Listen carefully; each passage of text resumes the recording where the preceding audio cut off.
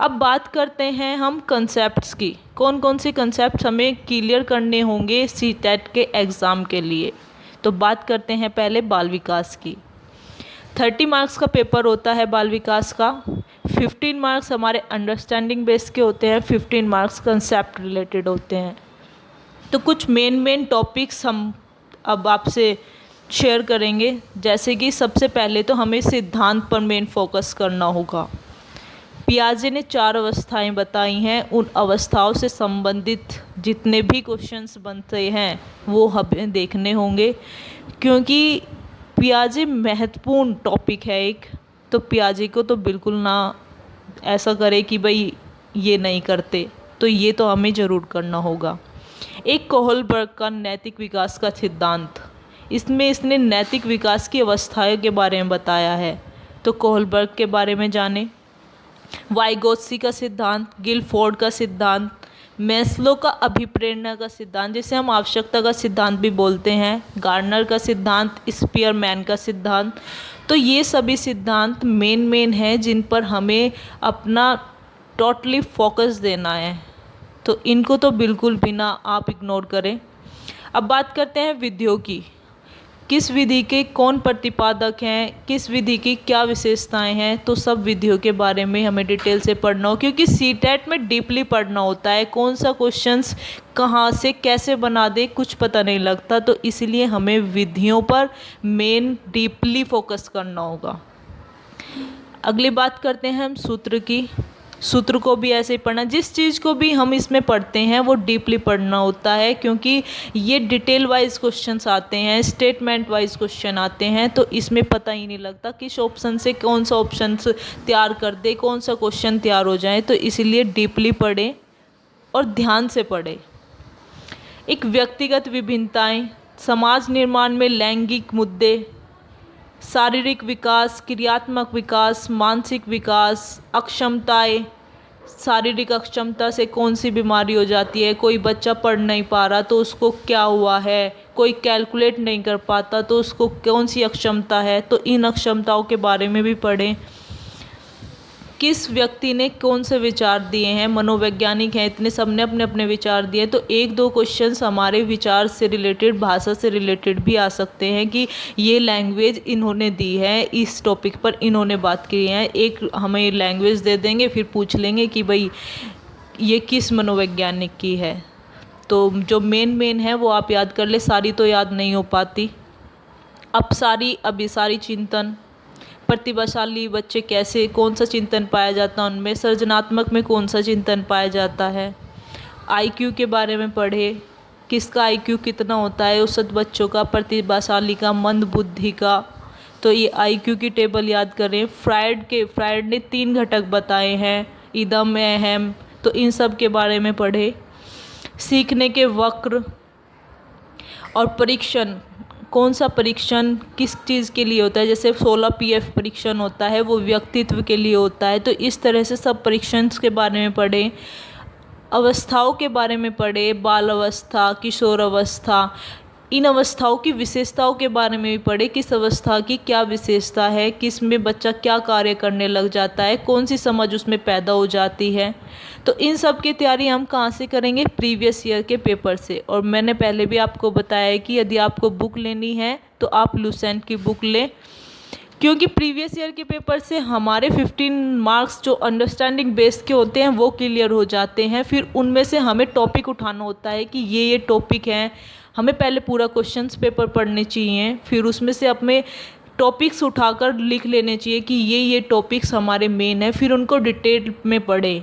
उस डिटेल में पढ़ने के लिए आप इंटरनेट का भी सहारा ले सकते हैं और लुसेंट बुक का भी सहारा ले सकते हैं, फिर कोई भी अदर बुक जो भी आपको अच्छी लगे। हमें तो सिर्फ अपना टॉपिक क्लियर करना है। तो ये हुई हमारी बात बाल विकास की। अब हम बात करते हैं हिंदी की। हिंदी भी हमारी 30 मार्क्स की आती है। 15 मार्क्स में हमारे पैसेज आ जाते हैं, 15 मार्क्स में हमारे भाषा संबंधी प्रश्न देखने को मिल जाते हैं। तो हमें एक गद्यांश देखने को मिलेगा, उसमें से 7 से 8 क्वेश्चन बनाने होंगे, उसमें से ही हमें देखना होता है। तो वो तो कहीं से पढ़ना नहीं, उसमें तो गद्यांश को पढ़ो ध्यान से, जो जो क्वेश्चंस उन्होंने हमें बताए हैं उनके आंसर उसमें से ढूंढो, फिर उनको टिक करो। ऐसे ही हमें एक कविता मिल जाती है छोटी सी, उसमें 5 से 6 क्वेश्चन होते हैं और बाकी के क्वेश्चंस हमारे अंडरस्टैंडिंग बेस के होते हैं। उसमें भाषा संबंधी प्रश्न मिल जाते हैं, जैसे कि प्राथमिक स्तर पर बच्चों के भाषा विकास कैसे किया जाए, भाषा का माहौल कैसा हो, मुहावरे, लोकोक्तियाँ, बहुभाषी कक्षा कैसी होती है, द्विभाषिक कक्षा कैसी होती हैं, भाषाई परिवेश कैसा होना चाहिए, विलोम, संधि, संज्ञा, सर्वनाम, क्रिया विशेषण, विशेषण। जैसे कि कोई भी हमें एक वर्ड दे देंगे, उसमें पूछ लेंगे कि ये संज्ञा है, सर्वनाम है, विशेषण है, क्रिया विशेषण है। तो ऐसे हमें इन सब को क्लियर करना है। समावेशी की कक्षा के बारे में पढ़ना है। तो ये बात हुई हमारी हिंदी की, जिसके लिए हमें प्रीवियस ईयर के पेपर्स को पढ़ना है और 6 to 8 हिंदी ग्रामर को पढ़े, ताकि हमारे ये संधि, अलंकार, रस, छंद ये सब हमारे क्लियर हो सके। तो ये बात हुई हमारी हिंदी की। अब बात करते हैं हम गणित की। ये भी 15 + 15 30 मार्क्स का होता है। 15 हमारे व्यवहारिक गणित और 15 हमारे स्टेटमेंट वाले क्वेश्चंस होते हैं, जो हमें प्रीवियस ईयर्स के पेपर्स पढ़ने से पता लगेगा कि किस टाइप के क्वेश्चंस देखने को मिलते हैं। व्यवहारिक गणित ऐसा होता है, जैसे मोहन के पास कुछ रुपए हैं, वो मार्केट से कुछ सामान लेने गया, उसने अपने कुछ पैसों के केले ले लिए, कुछ के सेब ले लिया, कुछ के संतरे ले दिए, तो टोटल रुपए वहाँ पे दे दिए, तो उसके पास कुल कितने बचे। तो इस टाइप के क्वेश्चन जो व्यवहारिक, जो हमें भी देखने को मिलता है, तो वो व्यवहारिक गणित हमारा इसमें होता है। जिस गणित को हम डेली यूज़ में लाते हैं, अपने व्यवहार में लाते हैं, वो व्यवहारिक गणित होता है। फिर समय और ट्रेन से संबंधित, जैसे कि कोई ट्रेन इतने बजे चली, फिर इतने बजे वो अपने गंतव्य स्थान पर पहुंची, तो उसे उस समय वो टोटल समय कितना हुआ वो सब काउंट करके लिखना होता है। तो समय संबंधी क्वेश्चंस आते हैं, भिन्न संबंधी, कैलेंडर, सरलीकरण, मैसे, लेसे, पाई चार्ट जरूर देखने को मिलता है सीटेट के क्वेश्चंस में। पाइथागोरस प्रमेय, चतुर्भुज, समचतुर्भुज, आयत, त्रिभुज, इन्हें हमें डिटेल से पढ़ना होता है कि भाई किसकी क्या प्रमेय बन सकती है, क्या लाइन फोकस, क्योंकि इससे रिलेटेड पूरा स्टेटमेंट वाला क्वेश्चन बनता है। तो इसलिए हमें इसकी पूरी प्रमेय को पढ़ना होता है कि इसकी क्या क्या डिटेल है, त्रिभुज की क्या क्या वो है, घन की क्या है, घनाभ की क्या है, आयत, समचतुर्भुज, चतुर्भुज, इन सब की विशेषताओं को ध्यान से पढ़े। गुणनखंड, एनसीएफ 2005 के अनुसार प्राथमिक विद्यालय में गणित पढ़ाने के क्या क्या उद्देश्य हैं। स्थानीय मान, अंकित मान, लाभ हानि, औसत, आयु, तो इन सब के बारे में पढ़े। दूरी, घातांक वाले सवाल जिसमें इकाई का अंक पूछ लेते हैं। आरोही क्रम, अवरोही क्रम, आरोही अवरोही क्रम भी पॉइंट वाला जिसमें दशमलव के होते हैं, तो इनमें हमें थोड़ी दिक्कत होती है, इसीलिए आरोही अवरोही क्रम भी देखने को मिलता है। अनुपात, भाज्य, भाजक, भागफल, शेषफल, समय तथा कार्य, एक कोण के बारे में भी आप पढ़े, जिस उसमें हमें एक कोण दे देते हैं, उसमें पूछ लेते हैं कि भाई अंतः कोणों का योग क्या है, बाह्य कोणों का योग क्या है, कुल कोणों की संख्या कितनी है, तो इसलिए कोण के बारे में भी पढ़े। तो ये मेन इसके थोड़े टॉपिक्स थे जिनको हमें ज़रूर क्लियर करना है। सीटेट में ऐसे ऐसे टॉपिक्स ही आते हैं, देखने में वो बड़े सिंपल लगते हैं, लेकिन जब हम करते हैं तब हमें पता लगता है कि इन टॉपिक्स की क्या वैल्यू है। तो हम इसको तैयार करेंगे 6 to 8 SCRT का गणित और NCERT दोनों कर लीजिए, और प्रीवियस ईयर के पेपर्स तो हमें ज़रूर ही करने हैं, जिससे हमें पेपर का पैटर्न पता लगेगा, क्वेश्चंस का पैटर्न पता लगेगा कि किस टाइप के क्वेश्चंस हमें देखने को मिलते हैं।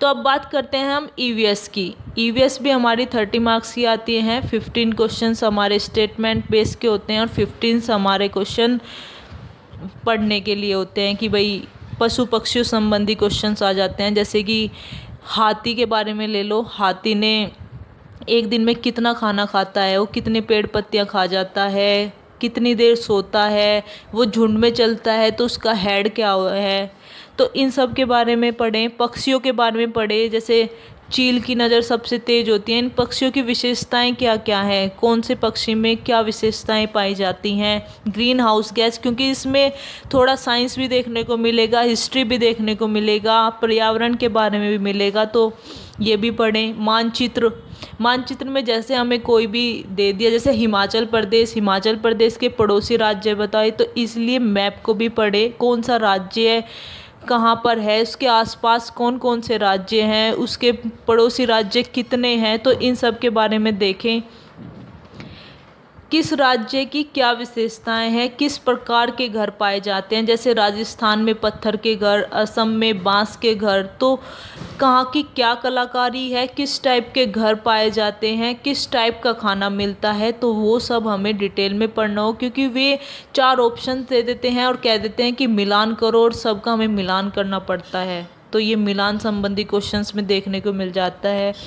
पेड़ पौधे के बारे में पढ़े, रेगिस्तान, ओक, नेफ्थीन्स, ये 2 इम्पोर्टेंट हमारे पेड़ हैं जिनकी विशेषताओं के बारे में डिटेल से पढ़ना चाहिए, डीपली पढ़ना चाहिए, क्योंकि इनसे एक एक क्वेश्चंस तैयार हो जाते हैं और ये मेन क्वेश्चंस है दोनों पेड़ पौधों से रिलेटेड।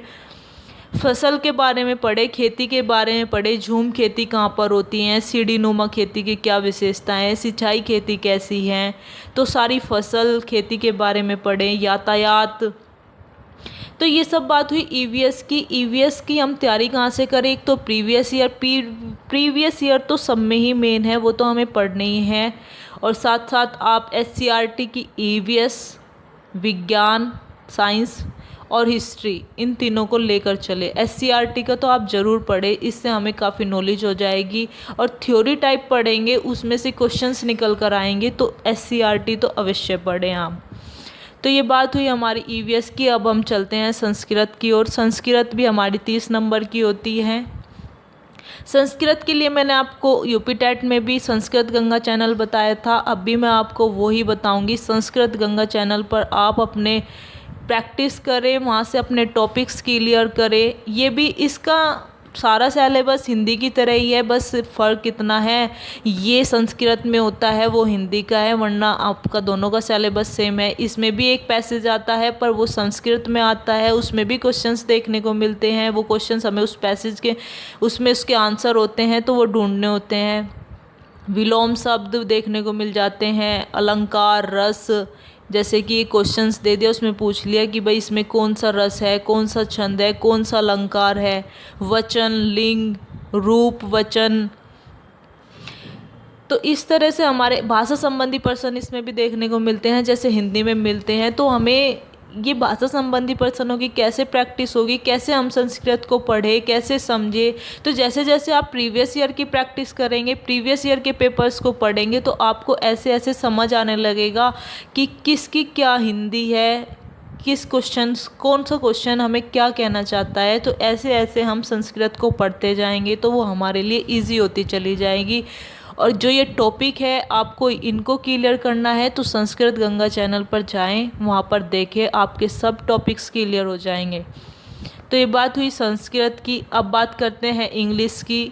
कोई चॉइस में इंग्लिश रखता है तो कोई संस्कृत। संस्कृत की हमने बात कर ली, अब इंग्लिश की करते हैं। इंग्लिश भी हमारी 30 मार्क्स की होती है। इसमें भी हमें पैसेज देखने को मिलते हैं दो, एक में 7 से 8 क्वेश्चंस आ जाते हैं, एक में 6 से 7 क्वेश्चंस आ जाते हैं। Methods, skills, synonyms, antonyms, phrasal verb, vocabulary, क्या गुड स्ट्रैटेजी होती है हमारी लैंग्वेज को डेवलप करने की, प्राइमरी लेवल पर कैसे स्टडी करें बच्चे की उनमें इंग्लिश भाषा का विकास हो सके। तो इस तरह से ये भी हिंदी की तरह ही है, इसमें भी ये सब क्वेश्चंस देखने को मिलेंगे। इसमें आप प्रीवियस ईयर के क्वेश्चन पेपर को पढ़ें, 6 to 8 ग्रामर पढ़ें, उससे आपको काफ़ी नॉलेज हो जाएगी। इस तरह आपकी इंग्लिश भी कंप्लीट हो जाएगी। तो दोस्तों आज हमने बात करी सीटेट की। अब आपको हम तैयारी कराएंगे, ये जो टॉपिक्स मैंने आपको बताए ये टॉपिक्स हम अपने चैनल पर आपको तैयार कराएंगे। आप हमारा सहयोग करना, हम आपका सहयोग करेंगे। इस तरह से आपका सीटेट क्लियर हो जाएगा। Thanks for watching.